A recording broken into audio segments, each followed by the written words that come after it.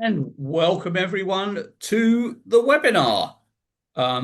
We have a fabulous panel for you today, and we're going to be talking about a very, very important topic, and one that's become more and more live as the capabilities have grown enormously over the last 18 months.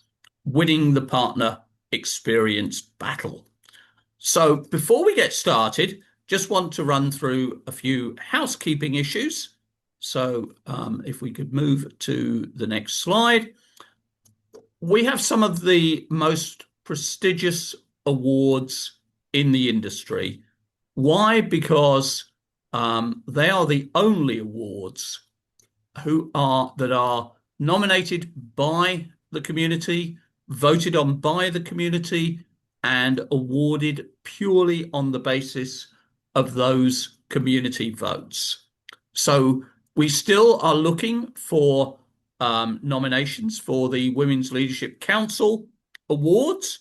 So please click on that, click on the link that we've just put in the chat, and nominate some fabulous women for those awards. The awards will be delivered at Channel Focus in October. Next slide. And as a reminder, Channel Focus, we're receiving record registrations, and basically would love to see you all at the conference in Carlsbad in October on the 20th to the 22nd. And again, Margot has put the link into the chat. Click on that to register for the event. And I am now going to introduce each of our panelists and ask them to tell us a little bit about themselves and their company, and then we'll get into the meat of the topic. So, first of all, Laura Cooling Braasch, who is with Ansira. Laura, tell us a little bit about you and Ansira. Will do. Thanks, Rod. I'm excited to be here. I'm Laura Cooling Braasch. I'm an SVP of Client Growth here at Ansira. And really, what my work does is focus on helping brands and their partner ecosystems really make it easier to market, sell, and grow together. And I do that with Ansira, the company I'm with. And what we do is we're a marketing technology and services company. So coupling those together that brings the technology, data, and that human expertise to help brands manage partner marketing, incentives, local demand gen, and customer engagement at scale. So I'm coming from Chicago in the United States and looking forward to the convo. Fabulous. And our second panelist is Kristen Cole from Vistex. So, Kristen, tell us a little bit about you and about Vistex. Hi, Rod. Thank you. I'm Kristen, Executive Director at Vistex. I work in global program services with organizations to help them gain a greater visibility into their channel programs and revenue processes. Our goal is to ultimately help drive better business outcomes for you and your partners. And Vistex has been in business for 27 years. We help companies to manage these programs that impact revenue and profitability. That includes pricing, rebates, incentives, royalties, and trade promotions. I focus primarily in the high-tech side of that. Our software enables organizations to gain visibility, control, and be able to make the smarter decisions to drive growth. I'm coming to you today from Hillsboro, Oregon on the West Coast, and I'm happy to be here to help share insights and best practices with you.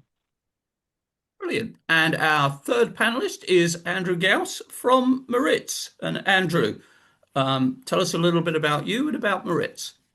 Yeah, hi everybody. My name's Andrew Gaus. I am the Director of Solution Design here at Maritz. We are a channel incentive and rewards company. A lot of what we try to do is kind of recognize that, our clients and their channels sometimes have separate or segregated priorities, but there's a lot of alignment that can be achieved there, and that's kind of where the value is. So we identify those spots, we deliver technology solutions that can make that a really smooth process. And largely, while we are a technology company, a lot of our focus is on the consultative approach and how we can design bespoke solutions that are going to solve your very specific problems. Fabulous. And our fourth panelist is Katie Rowen, and she's from ITA Group. Katie, tell us a little bit about yourself and about ITA.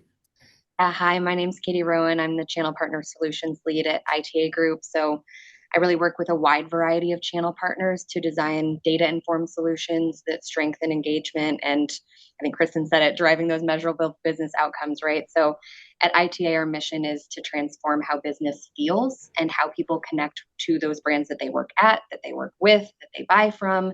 And so I couldn't be more excited to talk today about that partner experience and how we enhance it. Brilliant. So we're talking about winning the partner experience battle. Really, this has changed over the last 18 months with the capabilities that have come. It used to be, heck, pretty much every vendor was delivering the same kind of thing. Now, with AI, with new technology, the whole game is changing. And so the question we all need to be asking is, what does a vendor actually need to do to deliver a partner experience that is significantly better than your competitors so that partners choose to invest more time, resources, and mind share with you? That really is the question that we're trying to answer on this webinar today. And the panelists have promised that they are going to give you concrete solutions, concrete suggestions on what they're doing. So we are not going to be at the helicopter view. We are going to dig into what it actually takes to do it. So I'd like to start, and Laura, perhaps I can start with you. What does winning the partner experience battle actually look like? Great question, Rod. Who knows? No, I'm just kidding. That's what we're here to answer. So really, you know, I feel like winning the partner experience is not necessarily about being the vendor that partners say they like or they like best, but being that vendor that they choose to prioritize from their selling solutions. So I kind of was thinking about this when I was prepping and looking at it from three different layers. So I look at it from the experience side. So do partners find you clear, responsive, easy to navigate your hundreds of toolings? But then also from behavior. And we talked about this a little bit in our prep session. So, are partners pursuing your certifications? Are they activating sellers with you? Are they investing in technical resources? Are they bringing in more opportunities? And then that third piece is looking at those business outcomes because we talked about it in the intros. Really, that's everything, not only from the vendor side, but from the partner side as well. So is it translating into stronger conversions, retention, solution adoption, share of wallet and revenue? Because that's really what you want. And that's how you're winning that experience because those partners are selling more of your products or solutions. And I look at it where, you might have a partner satisfaction survey, and that's telling you how partners feel.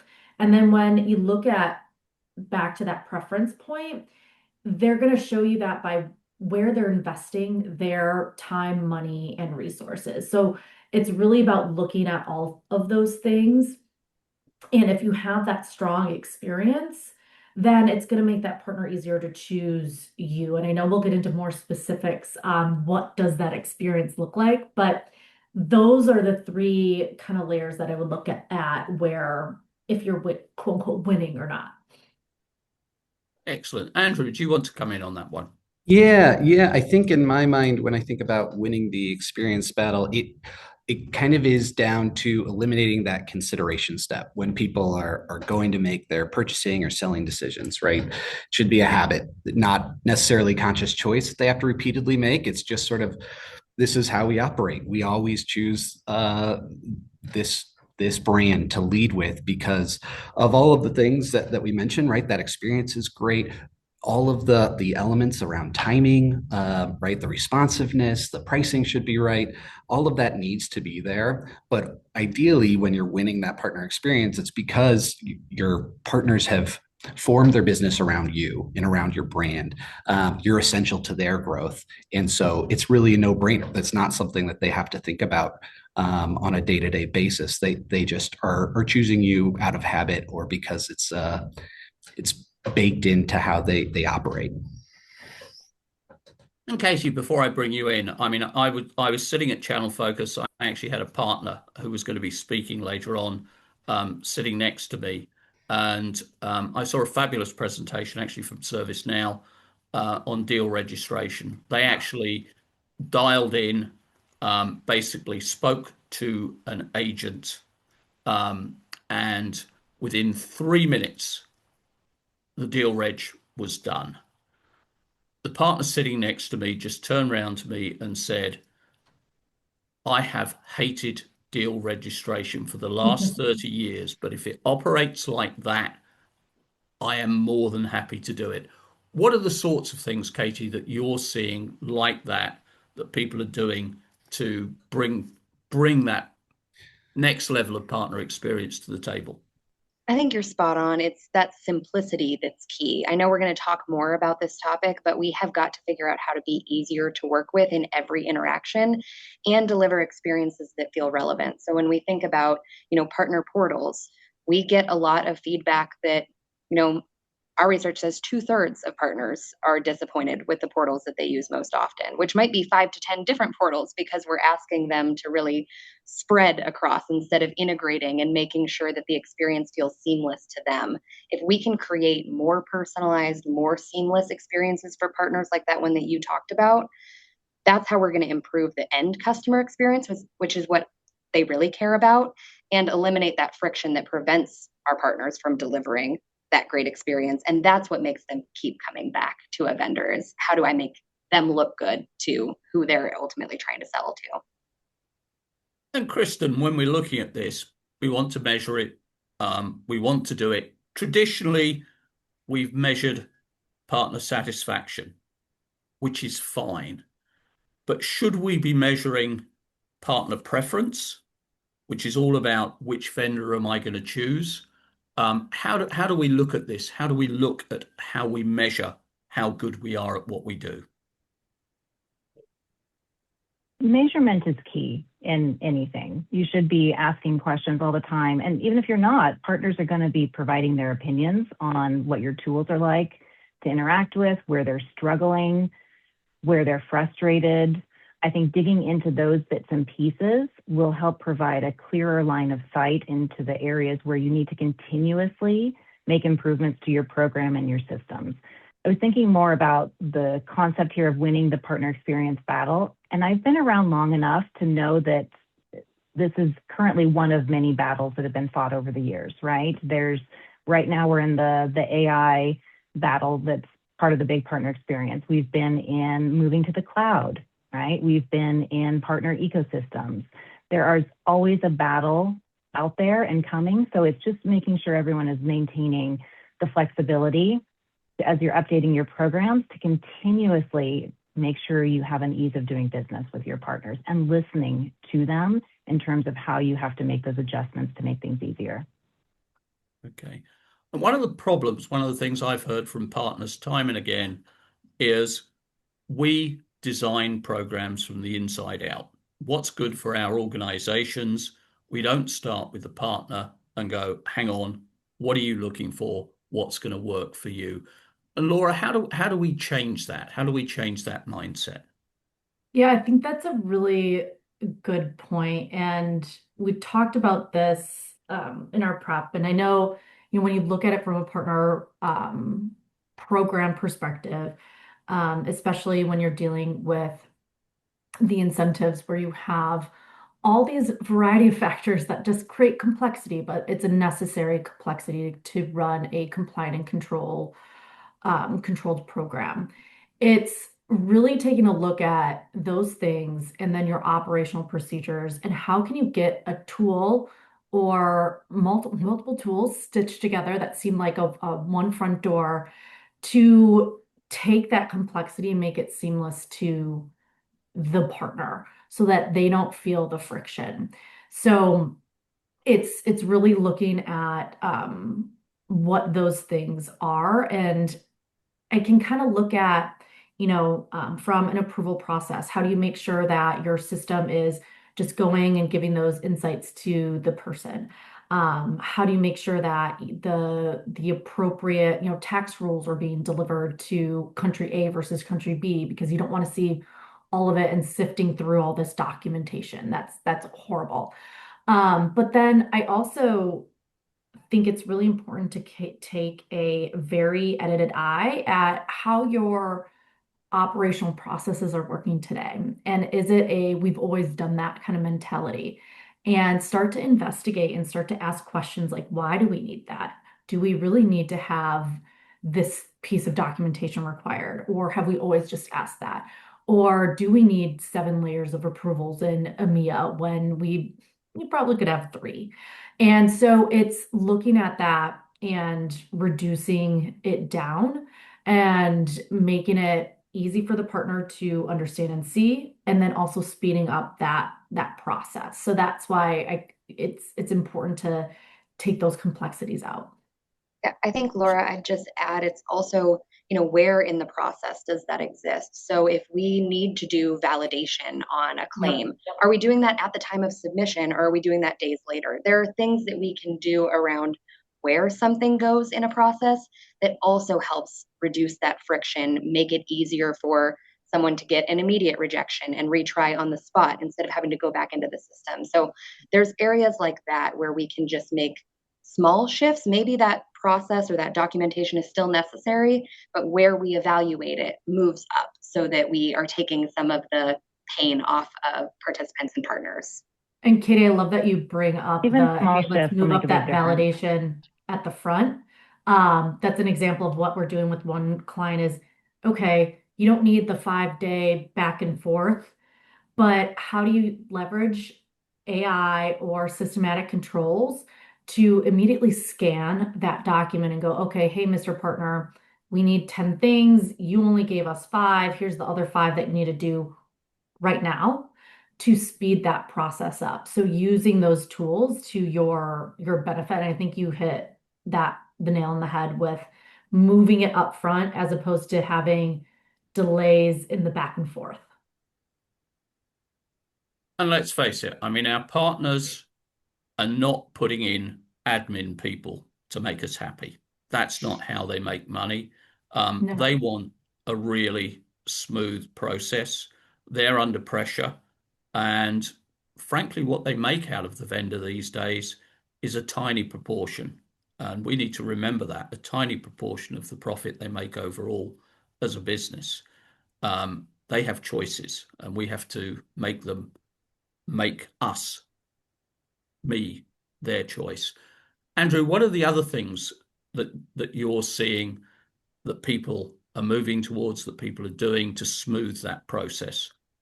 Yeah, I think there are a few things, right? What we find in almost every new opportunity that we have at Merits is people asking for personalization in that partner portal experience, right? In their incentive program. How can I launch promotions that are specific and targeted to this partner? How can I let them know what the next best thing that they can do is to earn within our program? And I think all of that is really productive. And what it ideally can do is increase capacity, right?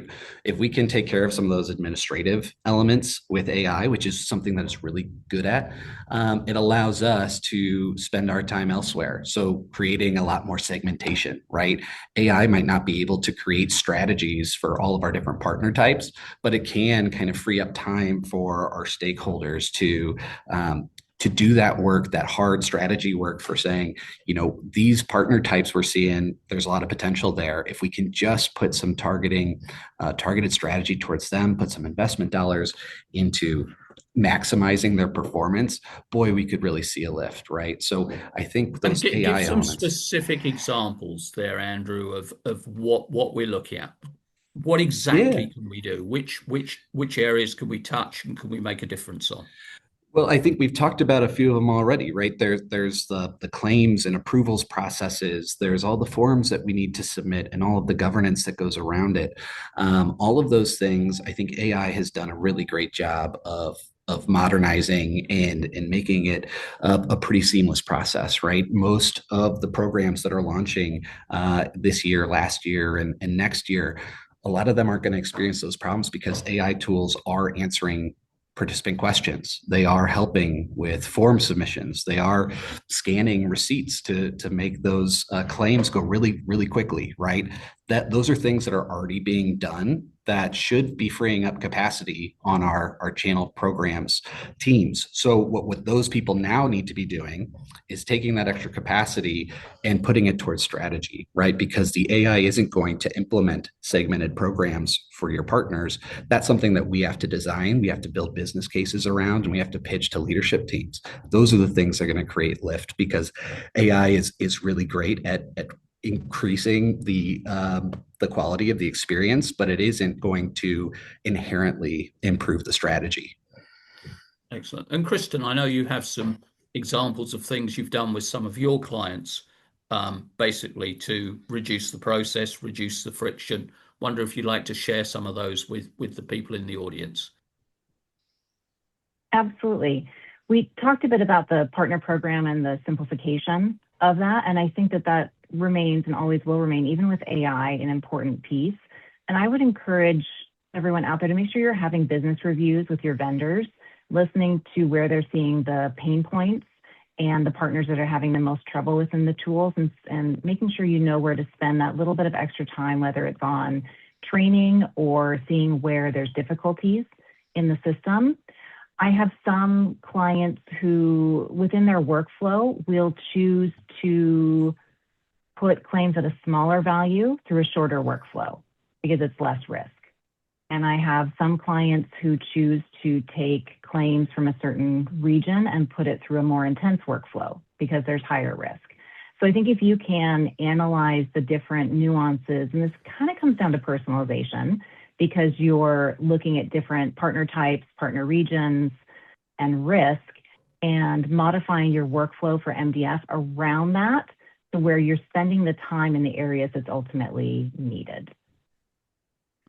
Excellent. And Katie, can you also share some examples of things that you've seen where people have specifically said, hey, this is really going to make life easier for our partners?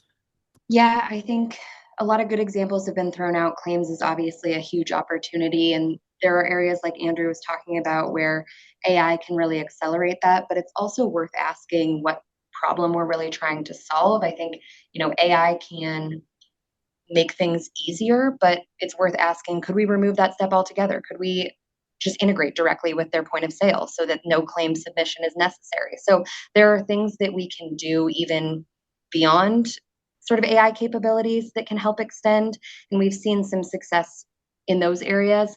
I would also say just anywhere that we can, we've talked about segmentation, personalization, anywhere that you can target your journeys toward more of those nuanced pieces of information that you know about the audience, the better experience that they're going to have in your platforms. Excellent. And if we look at mapping the partner journey, there's recruitment, there's onboarding, there's identifying opportunities. One of the things we need to be doing is at every stage, we need to be monitoring what's happening with the partner. Where does the partner have to stop? Where do they wait? Where are they looking for information? And Katie, you're in front of me at the moment. Yeah. How do you check on those things? How do you then go, hang on, I can see I've got a problem. Firstly, how do you identify the problem? And secondly, how do you then set about trying to fix it? Yeah, so our identification usually looks like a partner journey mapping exercise where we sort of identify, okay, where does that friction exist and what gaps might exist, or where is support weaker? And we find a lot of good stuff through that, like onboarding's too slow or sold accounts are stagnating, and we can then address those issues directly. But I think if we look at the partner journey as a whole and those stages that you talk about, you can have a good solution for every single stage and still be hard to work with. And that's because those handoffs have to be cared for really intentionally. So how easy is it for somebody to get from enrolling to that first transaction, or from a sale to actually getting paid? It's less, is this part of the process good, and more, is the end-to-end experience good enough for our participants. I think it's also important for us to remember that as important as their user journey is to us, it's actually sort of an interruption from their real user journey, which is with their end consumers, right? So how do we be even more conscientious with that knowledge about when and how we ask partners to engage with us, be incredibly respectful of the time that they're spending engaging with our portals. If we're making them search or ask or re-enter information or chase information, then that's really an opportunity for us to add integrations to serve up their data in a better way. I know that we've had some success just by looking at our call logs and saying, oh, this is the type of question we're getting all the time. Can we surface that to them instead of making them look for it or ask for it retroactively? And, we said we would give you some actionable things. So in addition to that, kind of going through your search log, I would also say treat your user journey like a funnel. Who's making it to each step and who's falling off? That's where you find out where the friction really exists in your programs. Excellent. And Kristen, if I can bring you into this one, I've identified a set of things going through the system. What are my next steps? What should I expect? What should I expect? I come to someone like Vistex and say, hey, I've identified these problems. What should I expect from a company like Vistex in response to that? Well, I think it varies if you're a new company working with us or you're an established company, right? But we're always going to come to you with suggestions and solutions around where we're seeing those blocking issues and that friction with your partners. I'll tell you that the largest area of friction that we see comes down when it's time for payments. The partners in that last mile want to ensure that they are getting paid back for that MDF investment that they did. And I mean, that can run anywhere from, as low as $50, even lower, up to $3 million that they want to get paid back for, right? And no matter what it is, they've already invested in that MDF and they want to get paid back. And so doing whatever we can to help reduce that friction. And we have a very specific payments team internally that works very diligently to ensure that every step along that process is smooth and the partner sees everything from start to finish very quickly. And then we work within, then we bridge that gap in the customers that we work with to ensure that, whether they're pre-funding, so partners get paid a little bit quicker, or they're funding with each payment cycle, that we're removing those roadblocks to help them get the funding through faster so the partners are paid faster. Excellent. And Laura, what are you seeing? What are your clients doing to remove that friction? What role is AI playing in enabling that to happen? Yeah, a lot of different areas. And so I think Katie made a great point on the AI is like, you don't want to just apply AI to apply AI. Like, okay, that's great. But if you don't have the foundations in place, it's kind of a waste and it's over architecting things. So I really always say look at where you could, improve integrations so that data is flowing back and forth, and improve the experience for that in that way. But on the question of AI, where could you apply it to really make an impact? And so one of those ways is through leveraging your vendors. I really think that is a great way, low impact way of leveraging AI. So whoever you're working with that's bringing your partner portal, MDF, channel marketing, whatever that is, to life. And so real quick on kind of two examples to make things a little less less full of friction for partners. So one is looking at, a live chat feature. And so we actually implemented this for, it's our standard, but for one client, and specifically I'm thinking about years ago, and partners were asking for it. And at that point in time, there was no AI applied there, but having a real life person to respond immediately to that partner while they're in their workflow of question A, B, C, or D. And then now layering it on, because Rod, you talked about the last 18 months have been absolutely wild, but layering AI into that so that you leverage that to respond to those easy, repeatable questions. But then when that conversation turns more complex on program guidelines, rules, blah, blah, blah, whatever it is, converting that to a real-time person. Because I know I've used chatbots in my personal life, and there's nothing more frustrated than being in a chatbot circle and you're like, just get me out of this and get me to a person. So needing to have that person there as well. So we're finding with this one example, 50 to 60% of their tickets are through live chat, which is amazing. Partners are getting what they need there. And we're seeing lower tickets overall. So that's something that we're trending and tracking. And then the other thing from a friction standpoint, but also just helping to support those smaller partners when you look at it from a channel marketing perspective is how can you then harness the capabilities of AI within your own guardrails for them to be able to put their own point of view or voice within marketing collateral. And especially those partners that don't have a marketing team. That's really where it's going to make a difference, where they can be within your own brand guardrails, but then, put their spin on a white paper, a deck, or whatever that may be. That's another thing that we've seen a lot of success with. So those would be two specific examples that I could give. Excellent. Andrew, if you'd like to come in, AI is really changing the way we do things. What are you guys actually seeing? Yeah, what we're seeing is a lot of times what our clients will do is integrate their systems, right? So let's say your AI tool has some access to your resource library. It can read price lists. It can read your learning management system. It can read your product specifications, right? All of that can be surfaced with chatbots, right? And it isn't Mhm. super complex to add some permissioning to it to make sure it's aware of segmentation, of hierarchy. All of that is sort of, I think, what we're seeing happening right now, which is really exciting. It's a great tool for our partners to get the support that they need really quickly.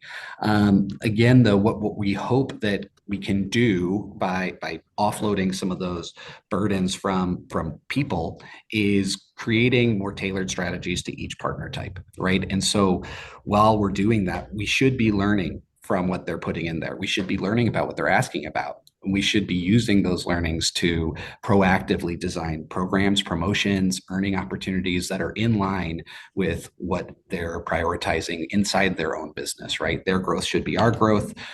Let's figure out what's important to them, and let's make sure that we're not only making it easy for them to access that information, but rewarding them for taking actions to further our brand, make sales, make more purchases of the items that we're manufacturing for them. Brilliant. And Katie, I see you nodding frantically on that one. I'm sure you've got something you want to add.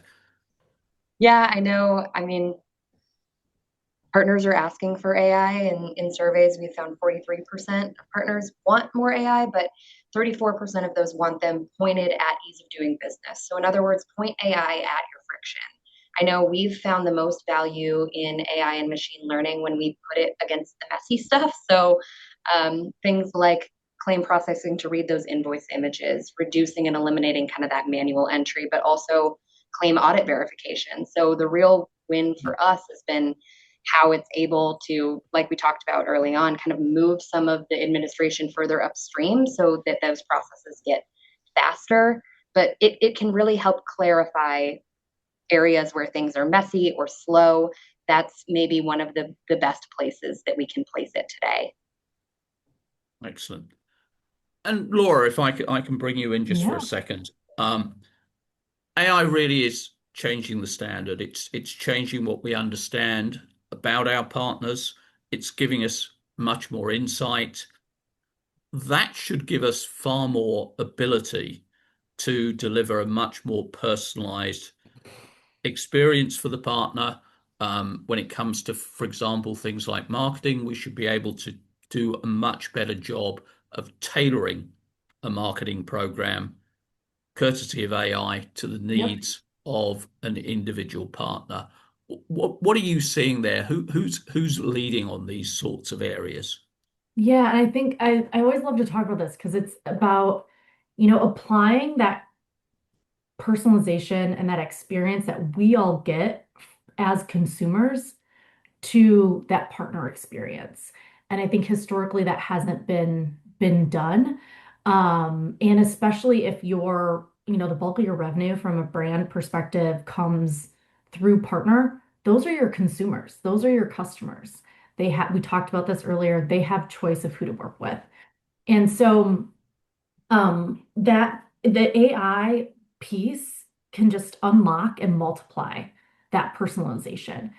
And so one of the examples that I want to give is one client specifically for their implementation. We're really using that behavioral analytics to understand those various partner roles and then surface that next action in context. And so that could be, let's say we're getting to the end of the quarter, and the indicated admin at that partner org needs to then, approve some sales to get allocated to a partner for a rewards program. I know we can send out emails. Everyone's inbox is overflowed, and that's great. Still send that email. But then how do you couple that with, when they log into the portal, is surfacing up within the context, hey, Mr. Admin, you haven't done XYZ task, it's due in X days or Y days or whatever it may be, and get them to do that task because they are going into that portal. And so that small interaction can, one, reduce the friction, keep them moving along that program process, and just speed things along. So, the business benefit that I see from this is, can we reduce some communications because emails are absolutely ridiculous that we're getting. I can't tell you how many a day that I just either go to the unfocused tab and you don't even see them, or you just bypass because you have other things that you need to be focused on. So how do we use those analytics to serve these up? And so when I give this example, it is definitely more on the mature program side of things, but it's something that you can use as your North Star and as aspirational of where you want to get. I think there's some other low-hanging fruit that if you're a smaller program or you're just getting started, that you could do to reduce some of that friction too, that wouldn't necessarily be as quote unquote fancy. But that's just one really cool thing that we've been working on. To piggyback on that a little bit, I think AI is obviously here to stay. We all need to be thinking about how we utilize it to serve up those next best actions. Our portals are absolutely going to become engines for that.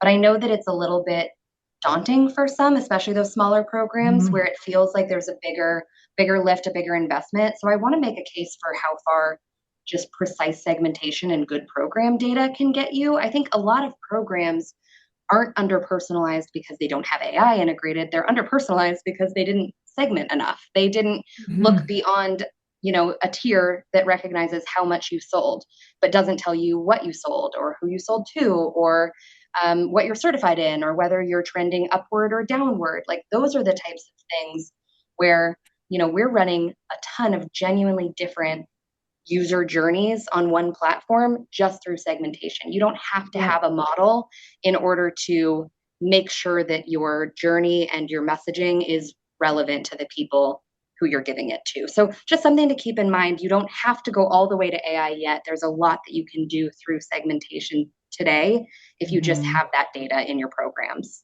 And Katie, just a couple to kind of piggyback on your piggyback, but looking at like and managing that data. And I think another example of doing a lot of contact cleanup, because at a partner org, they might have 5 million contacts with you and they're stale. They're active when they should be inactive. You have person A flagged as a sales rep and they should be a, manager or whatever that may be, is constantly managing that. And you can either make it obviously best if your partner does that, but we know they have a lot of admin burden on it.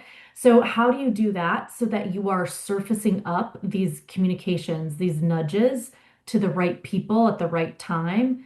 And even we did that recently with a client, and they saw the impact of just communicating to the right people within the program with reducing, holds from a MDF claim perspective, but then also making sure payments are getting through smoother because we're saying, hey, Mr. Payment Admin at partner XYZ, you don't have the right thing, you need to update this, whereas previously it was going to nowhere. And so that's something really tangible that almost anyone could do. Yeah, Laura, I really love that perspective, and Katie as well. I think it's really cool to think about personalization as a one-to-one rather than as this thing that you do at scale, right? And a lot of that can be empowered by explicitly asking people about their experience, right? It can be as simple as reaching out, maybe having a partner manager collect data. Right. I think that a piece of physical mail now grabs more attention than an email in your inbox, even if that email in your inbox has a reward tied to it, like a gift card or something along those lines. People open 100% of the boxes they receive, right? That's a tried and true stat that you can rely on. And so I think when we think about personalization, it's very easy to bring AI into the conversation because ideally it can enable that type of those interactions that are specific to the person. But I think what means more in this environment is the human to human, one-to-one connection. And if you can make that, if you can understand the problems of your partner, a lot of times that doesn't take investment, right? That might just be a conversation and a token of your appreciation or some sort of small gesture that makes their life easier. Kristen, you were nodding on that one. I was, I think using AI to help solve the low-hanging fruit to start is a great place. But then never removing that personalization, that touch from people, that white glove service to really help your partners that extra mile. And that goes maybe within the software and the tools they're using, but with the PAMs, CAMs, the global people that are helping the partners, making sure that they are there step by step with their partners, unblocking where they're blocked, making sure that not only your vendors are on SLAs, but when something gets stuck, oftentimes we see that it can also be within the PAMs and the CAMs who have that level of approval to where maybe they're looking for information and searching for it. And we're currently actively working with one of our customers to make sure we're putting in an SLA with their internal teams and not letting something like establishing rules. If it goes X amount of days without information, what do we do with that piece? Do we cancel it? Do we go back out for more information? Those are some things that AI within dashboards can also help show that type of information. But I still think that personal touch is really going to be what pushes the challenging aspects over the edge to completion. Mm-hmm. I got an interesting question from just come in from Jacqueline. What AI tools are you using or are people using in this area that they couldn't do without? Does anyone want to come in on that one with a couple of suggestions? Yeah, we have one I think client. We've probably all got our own internal. Yeah. Please go ahead, Kristen. Sorry. I was going to say, I think we've all got our own internal AI solutions that we're going to tout and say these are great as applied within the solution that we offer.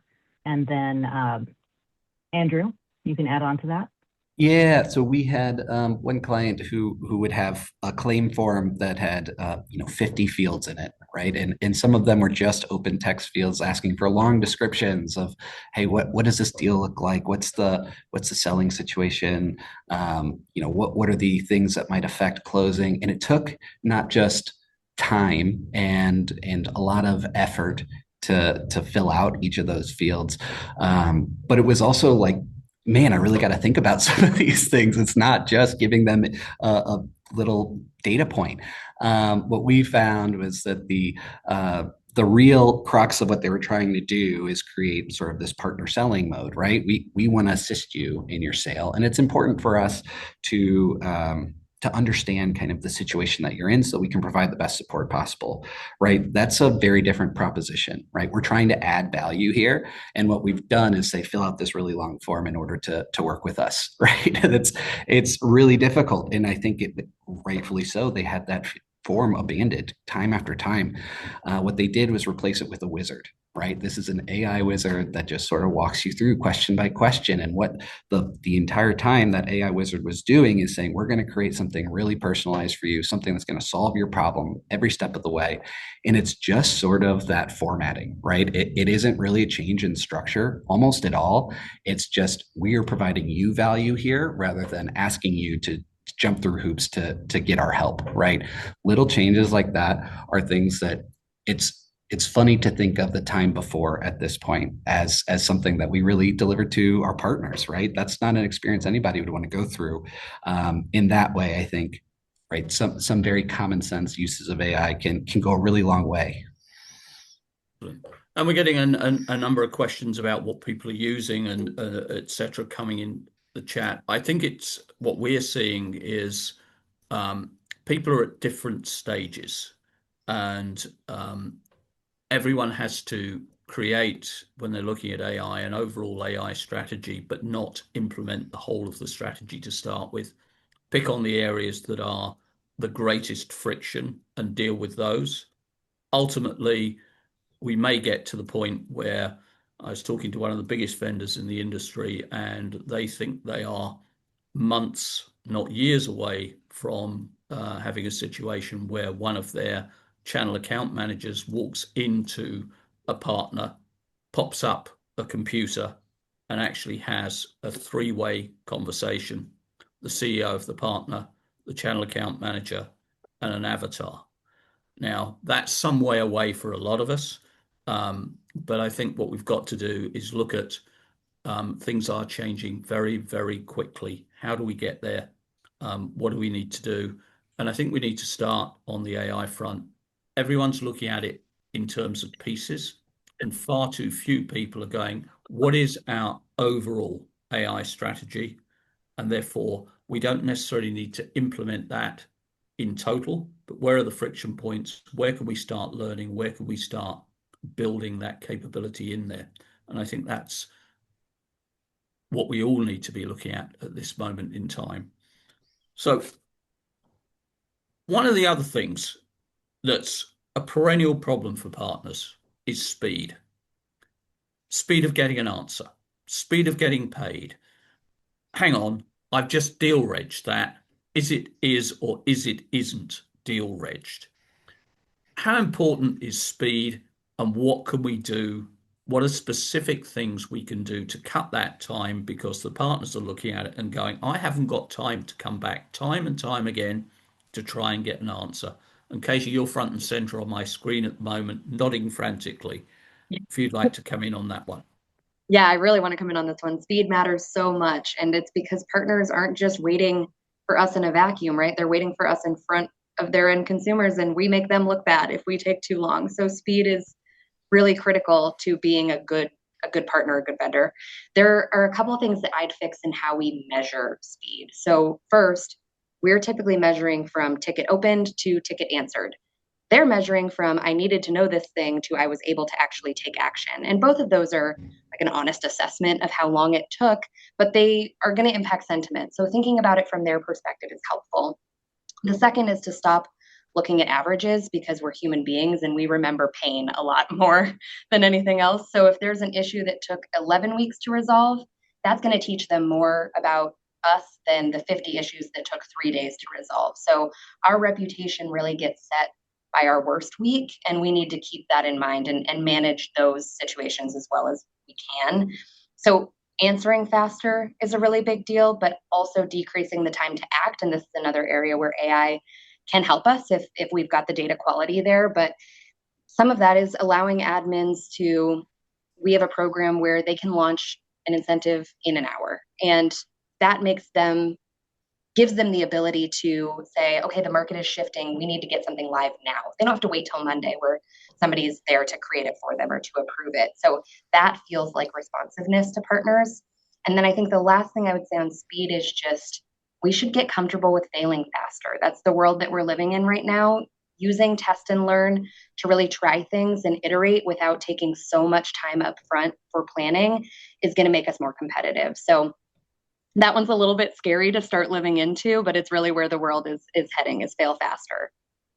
Excellent. And we're almost out of time, so I want to finish with a question for everyone. We're talking about winning the partner experience battle. If you look at a partner, why do they choose a vendor? Well, obviously, the first choice is based on the technology, but there are many technologies that are within a whisker of one another. The second, increasingly for the partner, is what we've been talking about. How do we become the easiest company to do business with?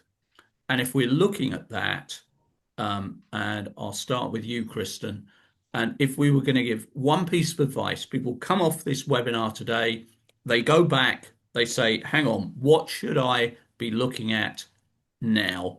What would that be, Kristen? Thanks, Rod. I think there's a lot of individual things that could be done along the process, but I'm going to focus on that very last part, shoring up that payment process by working with your payment vendor to analyze every step along the payment path.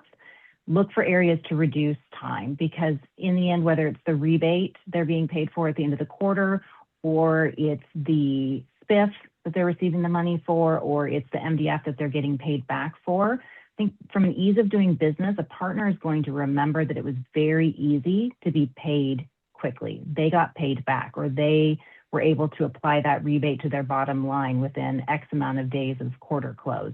They're really, truly going to remember how you helped them financially with their bottom line. Okay, Andrew, same question to you. What should everyone on the call be going back and going, hang on, we need to look at this now? Yeah, we're going to go back to, I think, Science 101 in high school, and that's to follow the scientific method, right? Start by asking a question, hey, what's going wrong, right? Where can things be improved? Do a little bit of research, dive into your data, maybe ask some explicit questions of your partner base. That can be your biggest partner, your most important one. It can also be that sort of long tail of people who only intermittently buy from you, right? Form a hypothesis, say, hey, if we could get this much more business out of that top partner group, great, let's build a strategy there. Or maybe the alternative method is, boy, those 80% of partners that only buy infrequently, that's a place where we can really boost our performance, right? Either one, I think it's going to be very unique to your business, but you start with that hypothesis, and then you start experimenting, introducing new rules, introducing new experiences, improving marginally little elements, right? And it doesn't always need to be a big tech investment. Again, it can be something as simple as a direct mailer. It might be as simple as asking for their response to a survey. And then once you get their response, acknowledging it and telling them what you're going to do about it. All of those things go a really, really long way with your partners. It makes them feel like you're invested in their success. And that's really what they see as an opportunity for them to grow, which is what's going to get them to work with you more consistently. Excellent. And Katie? Yeah, I'm kind of similar vein to Andrew. I'd say establish some of those baselines. How much of your budget never actually reached the participants? We know that only 40 to 60% of MDF funds get utilized. So, where is that falling apart? Pull your support ticket log, find the slowest 10% of payments of issues resolved and ask what those have in common. Count that funnel and who didn't convert to the next step. Those are really things where you can pretty tangibly see where issues exist in things today. And in general, there's sort of four. First, simplify what's complex or ambiguous. Usually that's our eligibility or our earning rules that just get too complicated. See if you can make that easier for folks. Automate what's slow or repetitive. So the operational processes, your repeated inquiries, try to figure out how to serve those up better, and personalize what's generic. Really personalize as much as you can, because that's what people want, what they're looking for. And then I think we've talked a lot about AI, but I think Kristen made the point, like, humans still matter, and they probably matter more as we get less of the human touch points and more of the technology touch points. So if something goes wrong, that's when you really need to deploy your people. If there's a payment that's late or the platform isn't performing the way it's supposed to, a real person can buy loyalty in those interactions, even when it's a bad experience, right? Automation probably won't. So deploying your people in the moments that matter, when sympathy and empathy are important, and taking some of the other stuff that's taking their bandwidth off their plates through automation, that's really one of the key things that I would try to start moving toward. Brilliant. And Laura. Yeah, I think, from my perspective, two things are really key for winning that partner experience. It's simplifying the process, removing that friction, but then also providing predictability to your partners. And so this advice really is for those, less mature programs or just getting started. And so it's looking at key KPIs that you need to establish your baseline. So where do you want to be from fund utilization if you're looking at your incentives, things along those lines, establishing those and then tracking to where you're at so you can see where there might be friction there. So how long does a partner take to, get reimbursed for something, things along those lines. And then also looking at, what are our established SLAs? So having those and making sure those are there for partners to know. So back to what we were talking about before, okay, you're going to get paid within X days of your claim getting approved, or you're going to have, this new tool that's going to give you the predictability of your rebate earning for Q1, whatever it may be. And so putting that out there in front of the partner is really key. And so it's those little things that you can really frame to make sure that they're in place so you don't cause even more friction. Okay. So, Kristen, Laura, Andrew, Katie, thank you very, very much indeed. Some great comments, some great suggestions. And as we close, you'll see a survey coming up. Please, please do take the survey. It's really important to us to understand what you felt and what you're interested in. And I'd leave people with a couple of final thoughts. One is, don't just look at what you're delivering for your partners, look at what you're delivering for your internal teams so that they can interact with the partners better. What information are you giving them? The amount of information that you can provide to a channel account manager today is legions more than you ever could before. Train them how to use that information when they're interacting with the partner. And when you're doing something with a partner, make sure it's valuable for them. Don't create a business plan that's just great for you and ticks a box. Create a business plan that really helps them understand how that's going to help drive their business as well. But Laura, Kristen, Andrew, Katie, thank you so very, very much indeed. Yeah, thank Thank you. you. Bye, Thank you everyone. all. It was a pleasure. Bye. Thank you.